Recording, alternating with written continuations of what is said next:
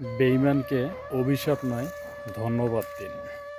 কারণ তার আচার ব্যবহারের মাধ্যমেই আপনি মানুষ চিনতে শিখেছেন। বেঈমানকে ভুলে যান। রাগ নয়, অভিমান নয়, ঘৃণা নয়, তাকে আপনি ভুলে যান। তার মাধ্যমে যে মানুষ চিনতে শিখেছেন। বেঈমান সবসময় বেঈমানি করবে, আর এই জন্যই তাকে ভুলে যাবেন। তার সঙ্গে যোগাযোগ বাদ দেন। তার সাথে আর যোগাযোগ রাখার কোনো প্রয়োজন মনে করবেন না। দেখবেন সব কিছুই আস্তে আস্তে ঠিক হয়ে যাবে।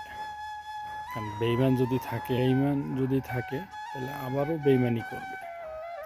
এই জন্যই তার সঙ্গে যোগাযোগটা বাদ দিয়ে দিবেন। আর যে যেখান থেকে দেখতেছেন অবশ্যই চ্যানেলটা সাবস্ক্রাইব করবেন, আর ফেসবুক থেকে দেখলে লাইক কমেন্ট করবেন।